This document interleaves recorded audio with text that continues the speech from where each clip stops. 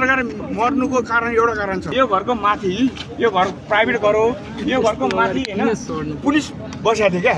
यो घरको माथिबाट यदि टियर ग्यास र रबर बुलेट नहानेको यो घटना हुँदै नै थिएन। यहीँबाट हानेको हो? यहीँबाट सुरु भयो। किनभने म यो घरको पछाडिको घर मेरै हो हैन। यहाँ खास यो घटना किन भयो थाहा छ? यो पत्रकार मर्नुको कारण एउटा कारण छ। के भयो भन्दा यो घरको माथि, यो घर प्राइभेट घर हो, यो घरको माथि हैन पुलिस बसेको थियो क्या। यो घरको माथिबाट यदि टियर ग्यास र रबर बुलेट नहानेको यो घटना हुँदै नै थिएन। यहीँबाट हानेको हो? यहीँबाट सुरु भयो। यहाँबाट सुरु भएपछि यहाँबाट त देखिएन हैन।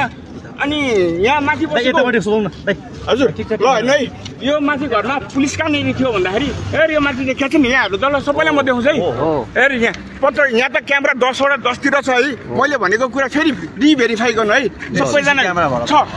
त्यो पोलमा छ हैन, मेरो घरको पछाडिपट्टि पोलमा। तपाईँको घर कुन हो सर? योभन्दा पछाडिको नेक्स्ट जस्ट पछाडि हो। यहाँ मान्छे मऱ्यो भने त मैले 1 घन्टा मान्छे अगाडि थाहा पाएको। जबकि यो घरमा आगो बल्ने बेला यो घरबाट छिरेको आगो मेरो घरको पछाडि मेरो घर जल्दैछ भनेपछि म त 2 घन्टा पछाडि यो घरको पछाडि पानी हालेर बसेको मान्छे हो नि त। अनि यो पत्रकार जसरी मऱ्यो नि, यो पत्रकार सायद हैन मैले दिएको इन्फर्मेसनले कोही मान्छे मरेको चाहिँ कसरी मऱ्यो भने थाहा पाओस् है।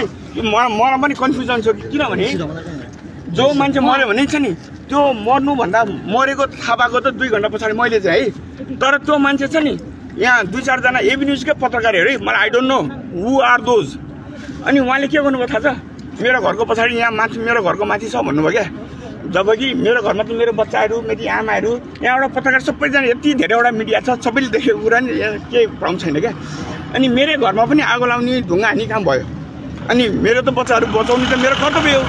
अनि यहाँ छैन है, यो छैन भन्दै पनि अनि त्यता म त 20औं चोटि त्यो भिडलाई पन्छाएको हो। खास मेरो बच्चा बचाउने त मेरो पनि कर्तव्य होइन र, मेरो छोराछोरी बचाउने।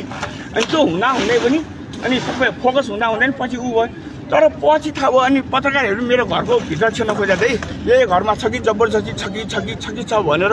तर पछि मलाई पनि थाहा भयो, 3 घन्टा पछाडि थाहा भयो कि एकजना पत्रकार चाहिँ यो घरको तलपट्टि मृत्यु भयो भन्ने चाहिँ मैले थाहा पाएँ है। Very bad. जोसुकै पत्रकार भयो नि नेपाली मर्यो, भेरी ब्याड।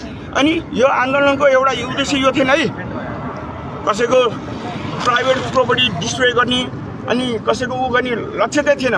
तर हाम्रो यो भिडभाड छ नि, यो राजावादीको आन्दोलन चाहिँ गलत डिरेक्सनमा चाहिँ गयो भनेको। कमान्डिङ राम्रो हुन सकेन। हजुर कमान्डिङ राम्रो भएन। कमान्डिङ त राज्यले इन्टेन्सनली यो गरेको। किनभने माथि राखेर पुलिसलाई गोली हान्न लाउने त टियर ग्यास हान्न लाउने। प्रहरीले गोली हानेका थिए छत माथिबाट। यो घरको माथिबाट टियर ग्यास यहाँ हानेको हो नि त। यो हाने पछाडि यो घटना भएको। यो नहानेको भए पुलिसले माथिबाट चार्ज नगरेको यो घटनै नहुने हो। यो घर जसै कि तपाईँ अब यो घर धनी भएको हिसाबले पनि तपाईँलाई धेरै जानकारी छ। मेरो घर योभन्दा पछाडिको त्यही त यहाँको बासिन्दै हुनुभयो, देख्नुभयो प्रत्यक्ष। त्यस अर्थमा तपाईँले यति भनिदिनुहोस् कि ठ्याक्कै सुरुमा प्रदर्शनकारीले ढुङ्गामुढा गरे कि माथिबाट चार्ज हानेको? पुलिस उतातिर थियो, सबै उता फोकस थियो। यहाँबाट हाने पछाडि सबैले यतातिर फोकस भएपछि अनि यो नबाँचेको हो। आज यो भ्रम नपरे हुन्छ। क्यामेरा 10तिर छ हैन, हेर्नुस् हैन। घटना भयो, दुर्भाग्य भयो।